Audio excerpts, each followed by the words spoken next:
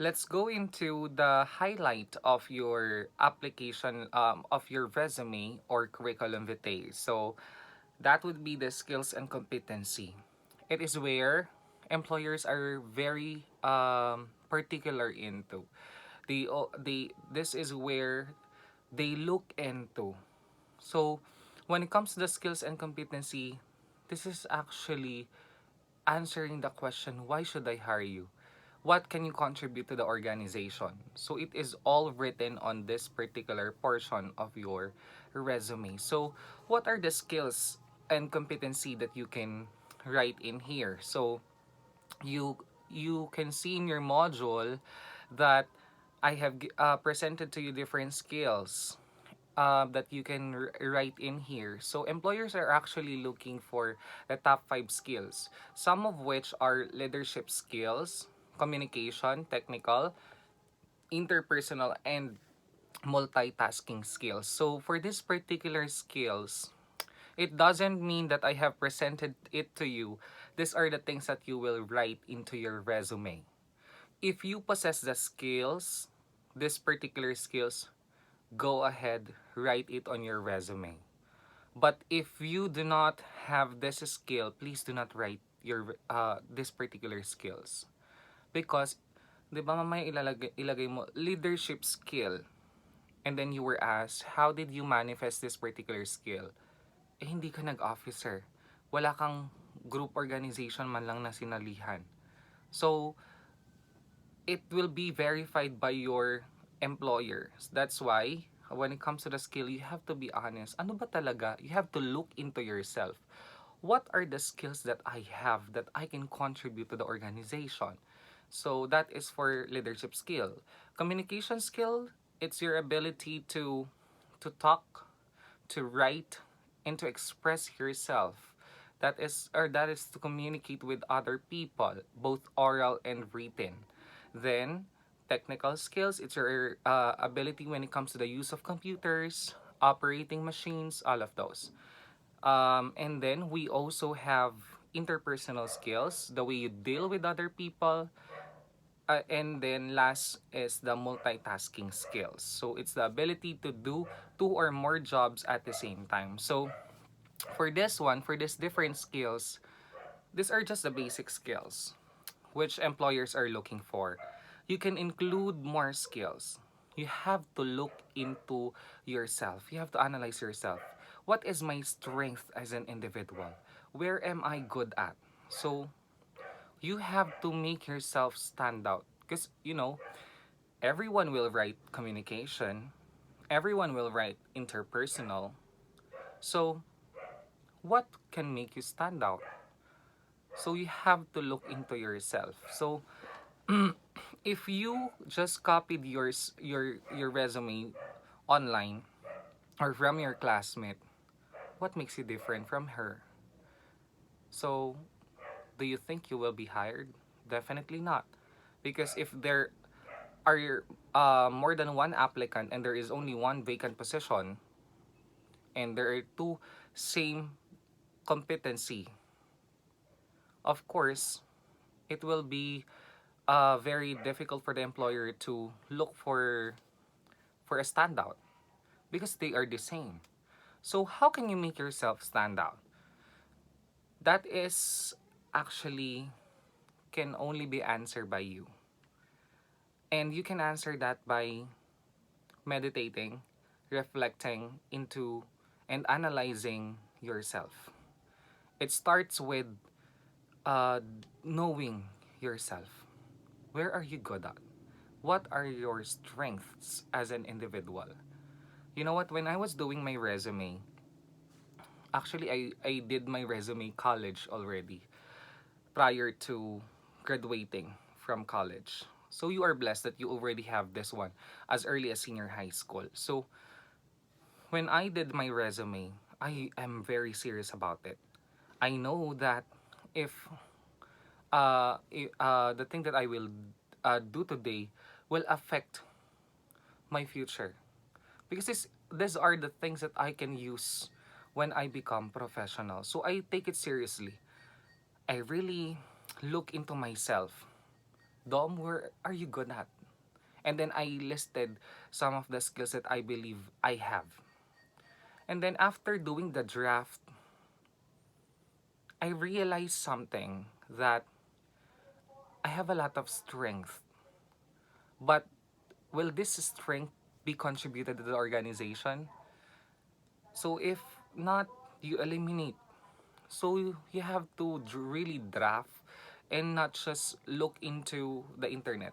Research is good, but knowing yourself is a way different. It's more personalized if you really know yourself. So when it comes to the skills and competency, this could be your selling point. When I apply in Manila, I apply in an airline as a reservation agent. So it's United Airlines. It's a US based company. So when I was in Manila, for someone that is from the province, of course, it's a little bit, parang I really have a low self-esteem, but I know to myself that I can do it. But when I was there already, I am lined up with people from UP, from UST. The nerves are already there. I'm quite nervous when it comes to the job interview. And during the interview, my employer actually asked, Dom, you know what? In my years of interviewing people or applicant, this is my first time to see listening as a skill in a resume. And uh, why did you consider listening as a skill? And then I answered my employer as something like this: Sir, I believe that everyone can hear, but not everyone can listen. And that for me is a skill. And then after that, my employer just said, you can start tomorrow. That was very life changing for me because, you know, as someone from the province that is lined up with the big schools, and I am from La Salette, I was asked actually, is La Salette a small LaSalle? Because it's a La Salette, LaSalle na maliit, something like that. And to hear that kind of word because of that one particular skill that I have written on my resume, I was really shocked that listening would make a difference or it could provide me a job right away. So that's how important skills and competency and making yourself stand out and knowing yourself, because I know to myself when I was a student, I listened to my teacher, and I can really attest to that particular skill because that is who I am. I know how to listen. I understand people, and that is my strength. That is, I believe, my strength as an individual. So you have to look into yourself. I'm not saying that you have to write listening as your skill, because if everyone will write that, again, how can you make yourself stand out? Once again, that's the question that only you can answer. You have to look into your deepest and truest self. Saan ka ba magaling? And that is your skills and your competency. Then, we have to go also with your working experience. For this one, this is where your OJT are written, your internship, or kung saan mo ginawa yung training mo. So for me, I was able to finish my training at the Development Bank of the Philippines. And you can also write your SPES if you are a if you have accomplished your SPES, all of those, or your past work experiences. And then after that, you can include your organizational affiliations. So these are professional group organizations that you are a member of. Example are KKLA, ABM Society, Yes Club, yes club, something like that. And then you write your position, if you're a member, and then the duration. So that is for the organizational affiliation. So if you are actually part of a ministry, youth ministry, that would be, you can include it here. And then seminars attended. So if you write different seminars that you have attended, the more seminar you attended, the better. Remember that seminars are investment in knowledge and skills. So this might give you a plus point when it comes to applying for a job. You may include the leadership seminars or seminars related to the course or your strand. Sir, can we write mental health seminars? Yes, definitely. For as long as you have learned something.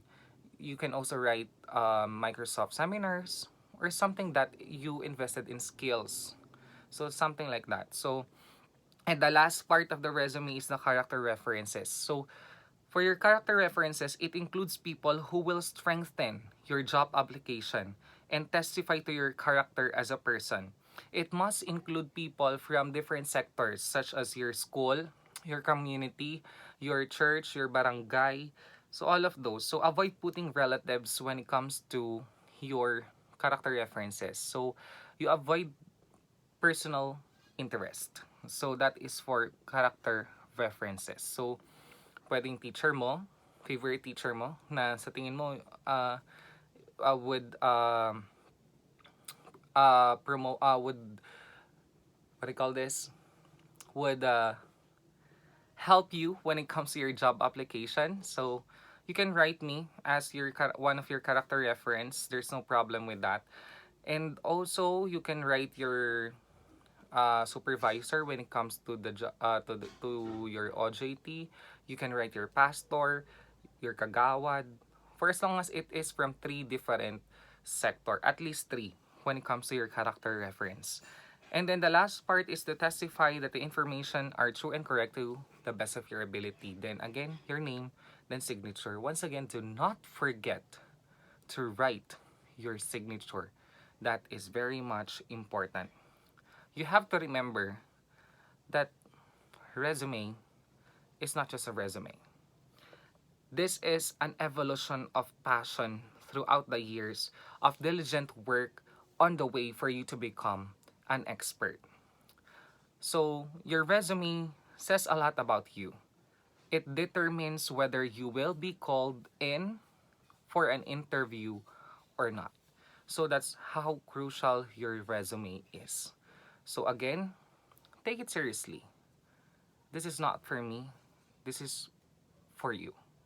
So, the important thing is you know yourself and you can answer all the questions in the interview because interview is all about you. So what you have to do, once again, start with the first lesson, knowing oneself. So for the next video, I'm gonna teach you on how to answer the commonly asked questions in the interview. So that's it for now. Have a good day.